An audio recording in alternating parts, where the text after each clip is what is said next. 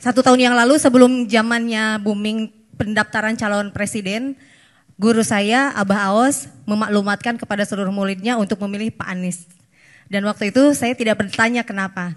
Tetapi saya waktu itu masih ngefans sama Pak Ganjar, entah kenapa. Akhirnya saya mencari biografi Pak Anies, mencari literasi kenapa dan bagaimana kemudian kerja dan lain sebagainya. Kemudian tiba-tiba saya dipertemukan dengan salah satu tim Laskar Santri dan juga saya tetap mengaji manakib dengan Abah Aos. Pada saat itu saya diajak untuk mendukung Pak Anies. Kenapa? Alasannya tadi saya niat khidmat kepada guru dan saya menyerahkan semua aset yang berhubungan dengan ibu saya, anak saya, adik saya itu disumbangkan 100 mobil untuk tim pemenangan Anies kepada Laskar Santri, amin, di seluruh Jawa Barat. Dan akibatnya saya sekarang justru karena itu viral, saya tidak tahu itu viral, tapi ternyata sekarang katanya viral dan banyak yang datang ke rumah saya pada minta mobil.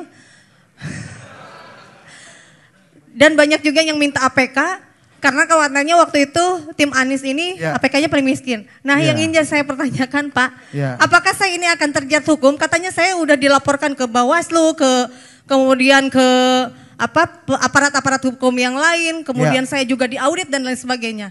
Saya ingin menanyakan apakah karena saya mendukung Bapak saya jadi terjerat hukum begitu?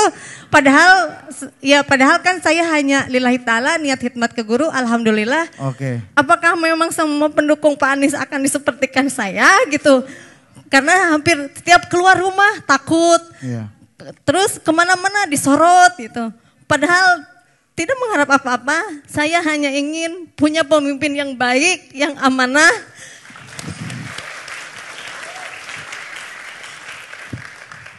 Yang juga sudah mendapatkan maklumat dari guru saya bahwa Pak Anies ini ada namanya di dalam Al-Quran.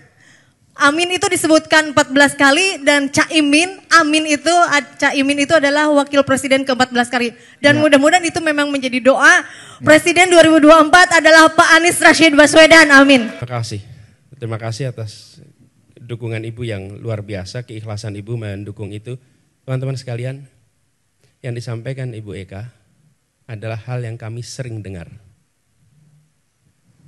Ini bukan barang baru Bu Eka. Bahwa ketika melakukan dukungan, ketika hadir di acara kami di berbagai daerah, ketika kami pulang, mereka yang hadir sering mengalami pemeriksaan macam-macam. Ada yang usahanya bahkan ditutup, diperiksa oleh sebuah badan tentang kontennya yang diproduksi. Dan produksinya, tadi pagi saya mendengar, pabriknya ditutup. Kenapa? Kita nggak tahu kenapa sebabnya. Tapi yang jelas peristiwa mereka sudah beroperasi bertahun-tahun, kemudian ikut dalam kegiatan yang melibatkan Anies dan dia ikut mendukung, lalu sesudah itu dia mengalami pemeriksaan lengkap dan sampai akhirnya ditutup pabriknya. Ini true story saya tadi pagi rasakan. Dan setiap kami ke daerah kami menemukan peristiwa persis yang disampaikan Ibu Eka. Itulah sebabnya kenapa kami ingin memperjuangkan kebebasan berpendapat, kebebasan untuk berdemokrasi. Karena negeri ini sesungguhnya adalah negeri merdeka yang kita harus memberikan kesempatan pada siapapun untuk memiliki kesetaraan. Dan itu mulainya dari puncak. Bapak sekalian, kami melihat bahwa demokrasi itu memberikan ruang kepada perbedaan pilihan.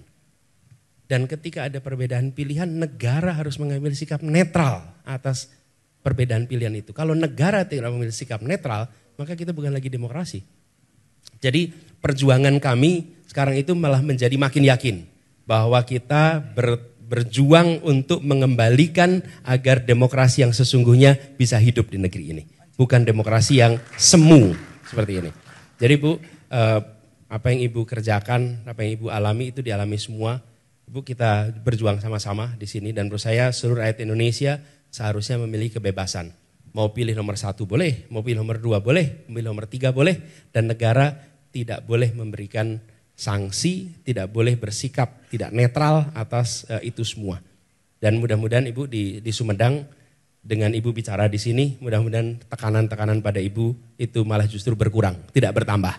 Kalau bertambah, laporkan, kita akan ceritakan kepada rakyat Indonesia semua bahwa ada orang yang menjalankan haknya lalu kemudian diproses. Ya, betul. Ya. Ya, fine. Oh iya. Bukan hasil usaha yang. Jadi apa yang saya serahkan itu adalah penunaian kewajiban zakat dari keluarga saya. Oh iya. Ya, oke, makasih. Untuk Gak jadi apa-apa, bukan Eka. hasil usaha, maaf ya, misalnya hasil usaha yang tidak jelas dan tidak berizin, tetapi kemarin itu kami hitung aset, kemudian kata guru saya harus dikeluarkan zakatnya, kemudian ketika ini zakatnya dikemanakan, guru saya mengatakan sudah untuk jihad pemenangan, amin saja Pak Anies Baswedan gitu. Ya. Makasih. Makasih Mbak.